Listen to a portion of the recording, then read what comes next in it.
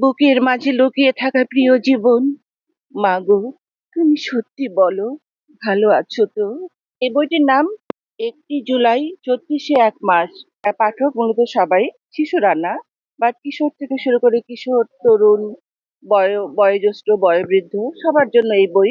কিছু কবিতাই সবাইকে নিয়ে লেখা আছে। আপনাদের সাঈদ, মুগ্ধ, ইয়ামিন, যাকে ট্রাক থেকে ফেলে দিল, এপিসি থেকে ফেলে দিয়ে টেনে হিঁচড়ে নামালো, আবার গুলি করলো, আবার টেনে নিয়ে গিয়ে রাস্তার বিভাজনে ফেললো, পুরো বর্ণনাটা কবিতার আঙ্গিকে কাব্যিক ছন্দে বলা। এই মুগ্ধকে নিয়ে লেখা আছে, আবু সাইদকে নিয়ে লেখা আছে, নাফিসা নামের মেয়েটাকে নিয়ে লেখা আছে। এই এমনকি এখন যারা মারা যাচ্ছে, যারা হসপিটালে ভর্তি আছে, এদের মধ্যে কিন্তু এখনো মারা যাচ্ছে অনেকে।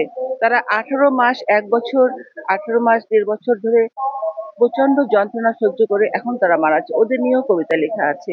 বইটি উৎসর্গ করেছি আমি জুলাই অভ্যুত্থানে অংশগ্রহণকারী দেশপ্রেমী মহান বীর যোদ্ধাদের পবিত্র চরণ কমলে, যাদের পবিত্র রক্তকণায় ঝলসে উঠেছিল ফ্যাসিবাদ নিশ্চিহ্নের জ্বলন্ত বারুদ।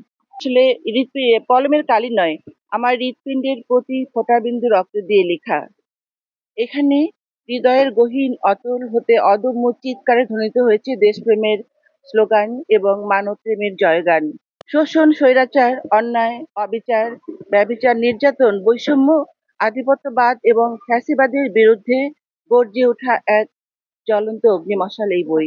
যে মশালের প্রতি শপথে মিশে আছে শহীদ জুলাই যোদ্ধার পবিত্র রক্তকণা এবং অকালে ঝরে যাওয়া শত সহস্র মহাবিপ্লবী জনতার দেশপ্রেমী স্লোগান। এগুলো বাচ্চা এখানে রাস্তায় প্রাণ দিচ্ছে, অথচ আমরা স্বাভাবিক কেন?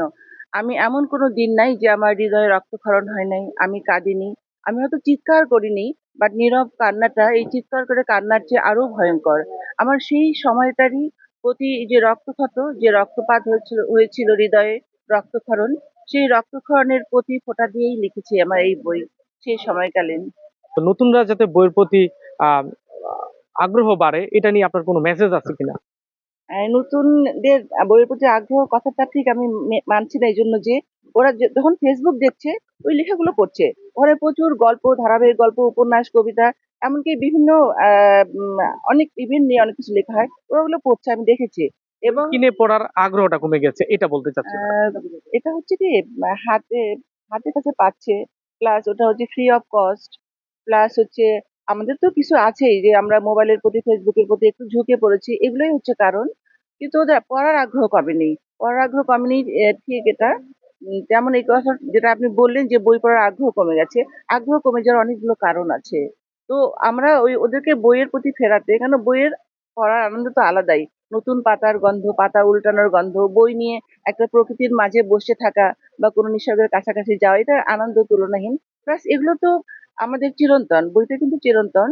তো ওদেরকে বইয়ের দিকে বইয়ের দিকে ফেরানোর অনেকগুলো আহ সম্ভাব্য পথ আছে, আমরা নিশ্চয়ই ফেরাতে পারবো ওদের।